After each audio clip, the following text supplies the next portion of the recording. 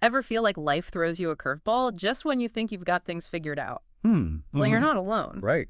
Today, we're diving into Life's a Mess. Finding your smile when Shrek hits the fan. Okay. To uncover how ancient tales and modern research can help us navigate this crazy thing called life.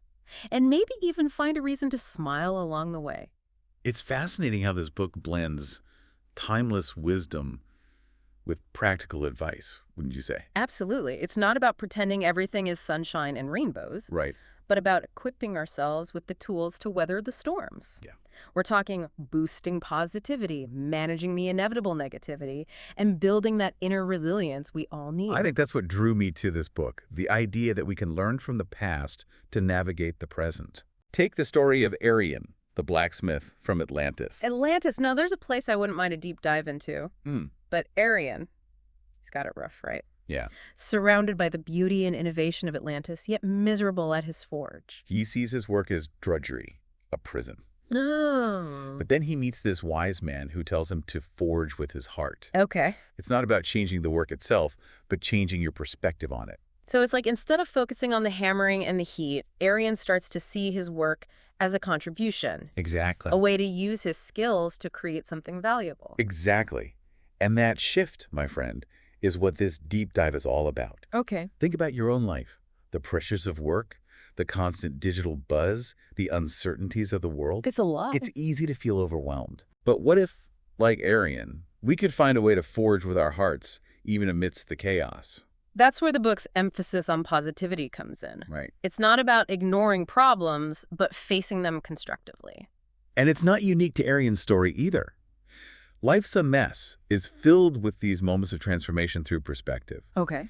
Take Ewa, for example, a telephone operator in 1920s Warsaw. Okay. She's surrounded by a city rebuilding itself after war, Wow. but feels stuck in the monotony of her job. And like Arion, she's given this perspective shift, right? Right. She's reminded that her work, connecting people through those phone lines, is actually a vital part of the rebuilding process. Talk about finding purpose in unexpected places. So what can we take away from Arion and Ewa? It seemed like it all starts with perspective. We can choose to see our work, even the mundane tasks, as contributions, as opportunities to create and connect. And that's a powerful first step to living a more positive life. Okay. But it's not just ancient stories and anecdotal evidence, is it? Right. The book delves into the science behind positivity, too. Okay, let's get scientific. What's the deal with positivity in our brains? Well, the book explores this concept called neuroplasticity, which is essentially the brain's ability to change and adapt based on our experiences. Okay. So the more we engage in positive thinking, the stronger those neural pathways become, Interesting. making it easier to access those positive emotions. So it's like building a mental muscle. The more you use it, the stronger it gets. Yeah, exactly. And the book argues that this has a ripple effect, impacting not just our mental state, but our physical health and even our relationships. Exactly. They give the example of Muhammad Ali, Okay. the legendary boxer. Right. His "I am the greatest." Yeah. Mantra wasn't just bravado. It was the deliberate mindset strategy that fueled his success. And he didn't just talk the talk, he walked the walk. Exactly. Even when facing Parkinson's disease later in life, Ali's positive spirit shone through. Yeah. It's incredible how a positive outlook can have such a profound impact. Speaking of impact, let's dive into the flip side. Negativity. Okay. This book doesn't shy away from the things that can sabotage our best efforts. Right. And they illustrate this through the story of Finn, a young boxer from Dublin. Okay, Finn, what's his deal? Finn is incredibly talented, but he's constantly being held back by the negativity of those around him. Oh. His friends and family, though well-intentioned, Right. constantly doubt him, focusing on his flaws instead of his strengths. It's like they're unintentionally draining his energy, chipping away at his self-belief without even realizing it. Precisely. And this highlights a crucial point. Negativity can stem from external sources, Okay. not just our own internal struggles. Right. It's about recognizing and managing that outside negativity that can seep in. And it's not just those closest to us. Think about the constant barrage of negativity we're exposed to in the news, on social media. Right. It can feel like we're fighting a losing battle sometimes. Absolutely. And the book doesn't just point fingers. Yeah? It offers solutions. They dive into those unhealthy habits that can drag us down. Right. Lack of sleep, poor nutrition. Right. All those things we know we should be doing, but often neglect. It's so true. A few late nights and one too many takeout meals, and suddenly I'm seeing the glass half empty. Mm. But the book goes deeper, right? Yeah. It's not just about green smoothies and early bedtime. Right. They talk about the paralyzing fear of failure, how it keeps us from taking risks and pursuing our dreams. And then there's the lack of purpose, that feeling of being lost, not knowing where you fit in the grand scheme of things. Yeah. These are all breeding grounds for negativity. So we've got external negativity bombarding us, Right. internal struggles holding us back. It's Yeah. starting to feel like a jungle out there. Speaking of jungles, the book tells this great story about Ngozi, a journalist in 1980s Lagos. Okay. Lagos, as you can imagine, is a whirlwind of activity, Right. full of life, but also its share of challenges. Right. Ngozi starts out cynical, focusing only on the negative aspects of the city. So she's like that reporter in every movie who's chasing the next big scandal, right? But then something shifts for her. Exactly. She realizes she has a choice in what she focuses on, Okay. what stories she tells. Right. It's not about ignoring the problems, but actively seeking out the resilience, the hope that exists alongside those problems. Okay, so this is where the finding your smile part comes in. Exactly.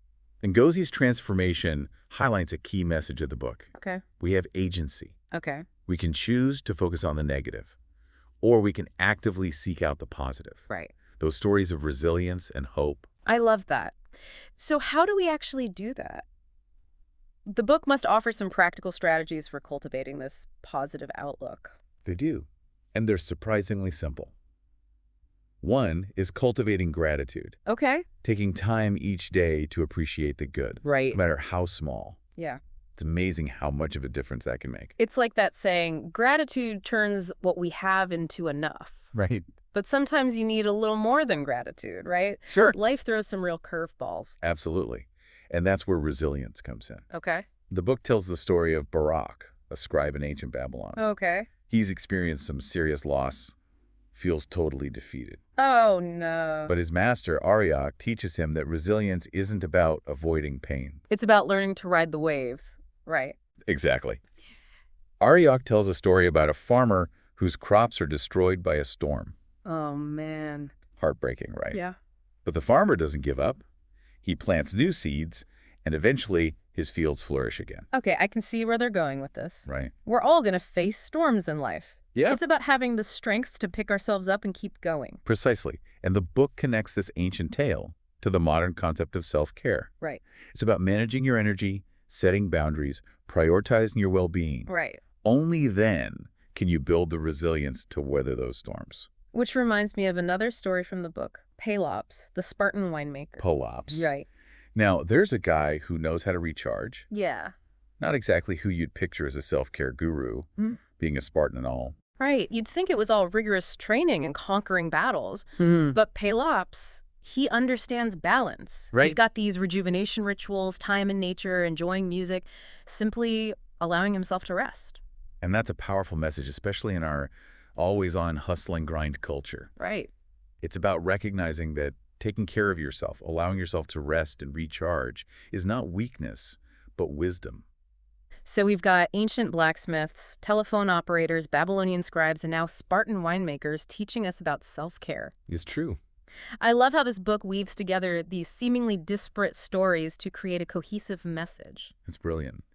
And speaking of connections, let's talk about another crucial aspect of a positive life. Relationships. Okay, relationships. That's a big one.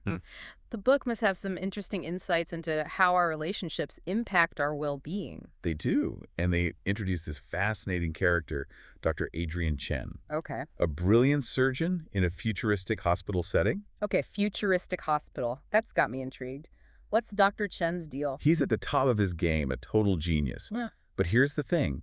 He's also incredibly arrogant. Ew. He belittles his colleagues, dismisses their ideas, and treats patients like problems to be solved rather than people. Ouch.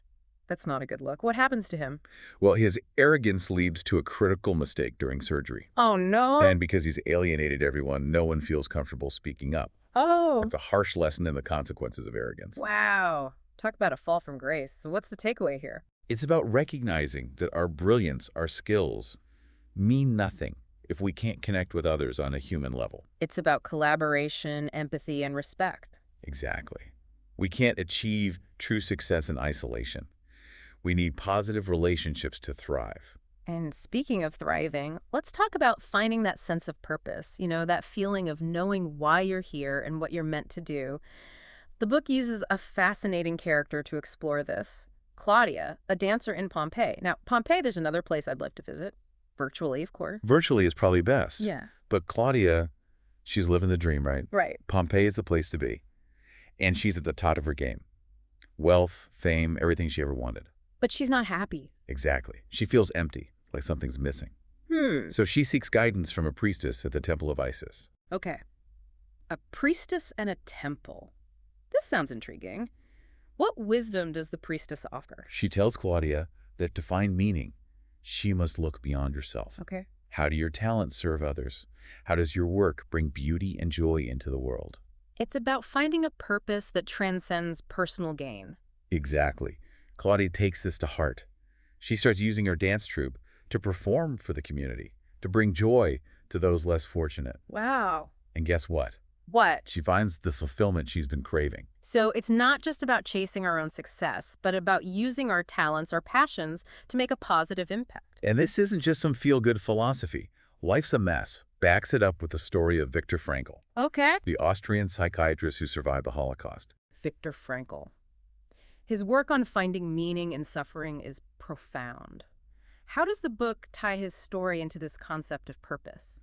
Well, Frankl found that even in the concentration camps, those who clung to a sense of purpose, who had something to live for, were more likely to survive. Right. This experience led him to develop logotherapy, Right. which emphasizes the human search for meaning as a primary motivational force. It's a powerful reminder that even in the darkest of times, finding purpose can give us the strength to endure, to find hope.